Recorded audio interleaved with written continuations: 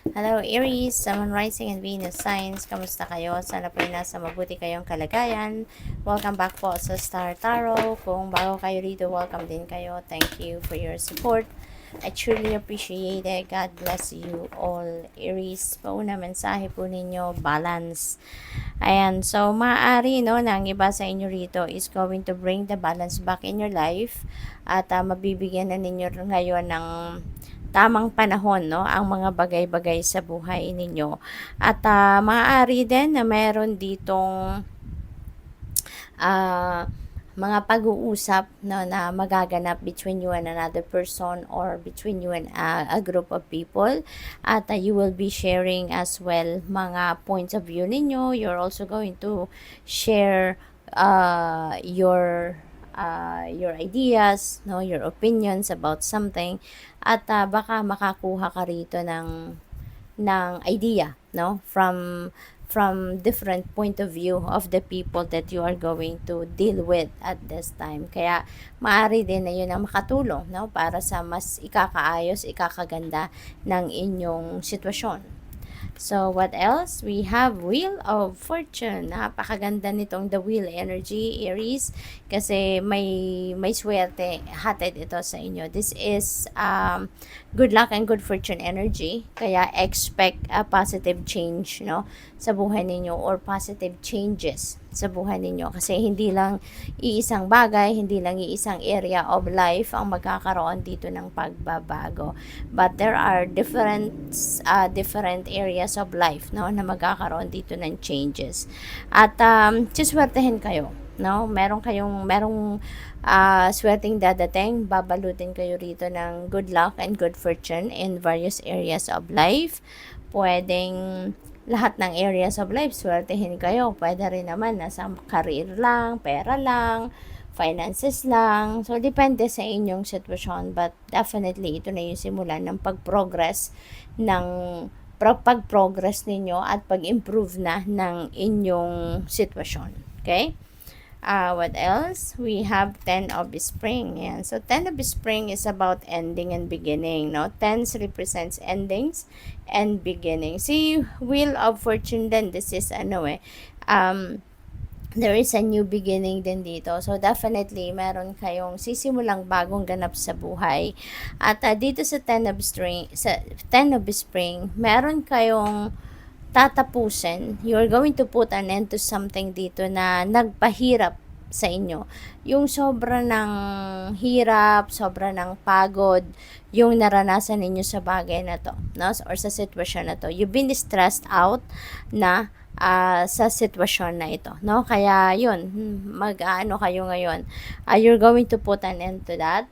At maaaring kayo ay hihingi ng tulong sa iba, maaaring kayo ay magpapatulong, magpapasupport sa ibang tao, or pwede rin na kayo ay yung bang aalis kayo or iiwanan ninyo yung sitwasyon na ito. So, possible na gano'n ang mangyari rito for some of you. Okay?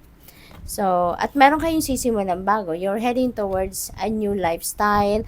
You're going towards a new job. You're heading towards a new career path. Yung mga ganon. What else? We have renewal. Ayan. For some of you, Aries, pwede na ang iniisip ninyo sa ngayon siguro is finding a deeper meaning of your life. Maybe some of you are finding a deeper meaning of your life. Baka napapag-isip-isip ninyo sa ngayon na bakit kaya ako nandito? Now, why am I here in this world? Diba? Ano ang purpose? Diba? Bakit ako nandito? Anong purpose ko? Anong mission ko? Why am I here? So, siguro yan ang hinahanapan ninyo ng kasagutan sa ngayon. At naghahanap kayo ng clarity, no? Clarity kung bakit, no? Nandito kayo. So, siguro yun ang isa sa mga pag-iisipan at pagmumuni-munihan ninyo, no? So, Aries, if you haven't subscribed yet, no, sa aking channel, please subscribe and please hit the notification bell din po para updated kayo sa mga uploads natin. And everyday naman po ako nag-upload, no, ng readings. Kaya, please watch out. Pagdating naman sa money, career, and finances ninyo, tingnan natin ang mga messages ninyo that will come up. We have exhausted. Pagod ang iba sa inyo rito. You feel financially drained, no? Lacking viable options. So, siguro, dahil, yung parang, eto kasi, no? So, related ito definitely dito. Pagod kayo, you are physically, mentally, and emotionally exhausted, kaya yung parang i-give up nyo na or hihingi na kayo ng tulong para magkaroon kayo ng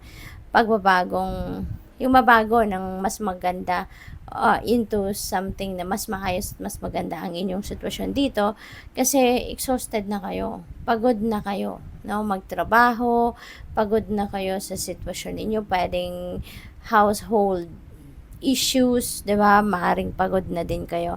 Kaya you need to recharge. You need to step back, no, ng kahit konti lang, kahit saglit lang para na makapagpahinga kayo, makapagmuni-muni kayo, makapagnilay-nilay kayo. Okay? Para makabawi muna yung pagod ng inyong katawan, pagod ng inyong isipan, pagod ng inyong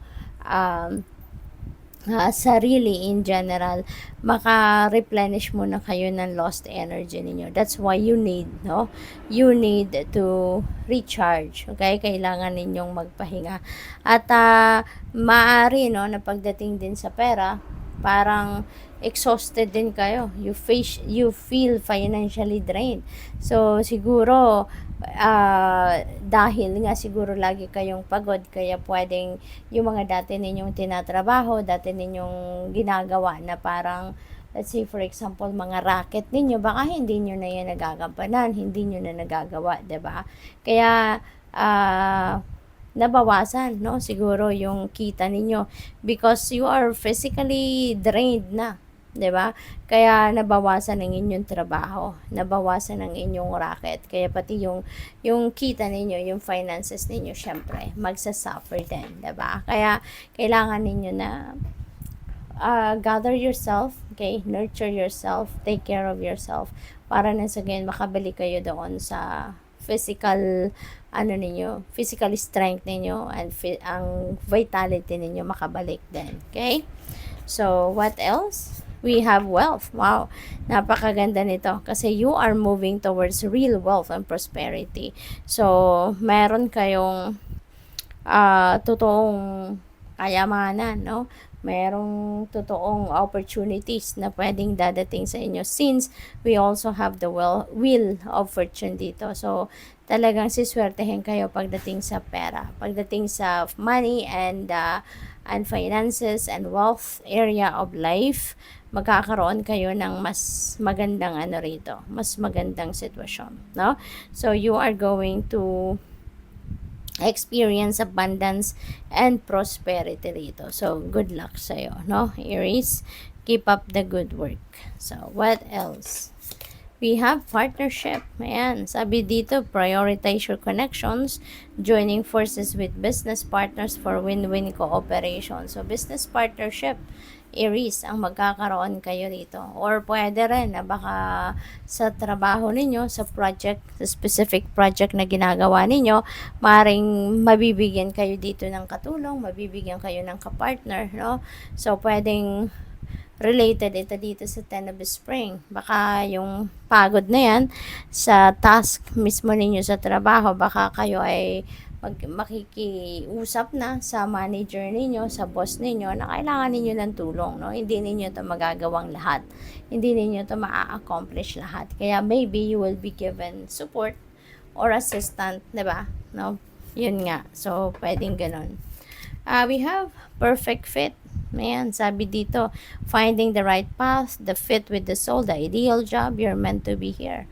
Ayan, so kung ano siguro din ang trabaho ninyo or pwedeng bagong trabaho na makukuha ninyo, ay mararamdaman ninyo na perfect fit yan para sa'yo. So, maybe that is what you love to do.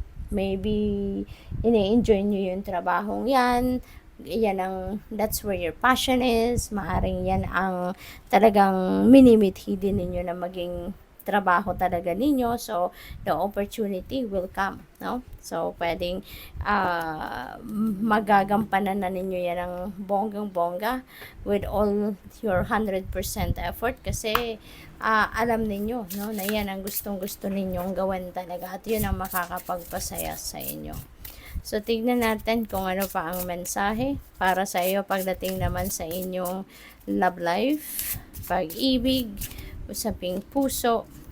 We have children. Ayan. So, have fun with your kids, no? Kung meron na kayong mga anak. Baka this time, family, no? Yung focus ninyo, maybe you're going to spend more time with your partner, with your person, with your loved ones, no? Kasama na ang inyong mga anak, no? So, good luck sa iyo.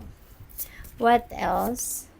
Fun times. Ayan, you're gonna have fun. So, that's really good, no? Na magkaroon kayo din ng oras para to have fun. Pwede rin na you are going to spend more time, fun times, no, with the children, no, with your children, kung meron na kayong mga anak, or kung hindi naman, kung single pa kayo, pwede, no, or baka wala pa kayong anak, may asawa ka na, or may jowa ka, so you're gonna have fun din sa ngayon, no, with your person, probably.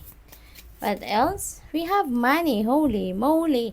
Diba? Meron tayong wealth, no? Sa money career area of reading. Tapos, pati din sa love and romantic relationship, meron din kayong money. So, maaari, no? Na yung pera dito, magkakaroon kayo ng financial blessings at maaaring through your person, ano? Through your person siguro, meron dadating na pera sa inyo. Diba? So, maaaring yung person ninyo magdadala ng perang ito, maaaring siya yung makakatanggap ng swerte sa pera, additional money, additional financial gain, magkakaroon siya ng, baka mananalo siya, 'di ba? Yung person ninyo, baka mananalo siya sa game of chance, 'di ba? Maaaring ganoon. Kaya siya yung magdadala, no, ng additional na pera sa pamilya. So, good luck sa iyo. What else? Final message ninyo, gossip. Yan. Mag-iingat din kayo. Mag-iingat kayo sa mga taong makakasalamuhan ninyo, or be careful with the people whom you are going to deal with kasi may mga chismosa sa inyong paligid. So, careful din kayo kung kayo ay dadalhan ng chismis ng kung sinong marites o marisol. So, be careful with how you are going to react, no, sa chismis na yan because baka gamitin, 'di ba, ng taong yan din yung reaction ninyo, dalhin yan, dagdagan, bawasan at ipagkakalat, 'di ba? Tapos kayo yung lalabas na masama. Kaya ingat din kayo, no? At baka kayo din ang ipagchichismis ng taong ito. If kaya niyang magdala sa iyo ng chismis, kayang-kaya din niyang mag-create ng chismis na ikaw ang subject. Kaya mag-iingat kayo. Okay? So good luck. Thank you for watching. Love and light. Namaste.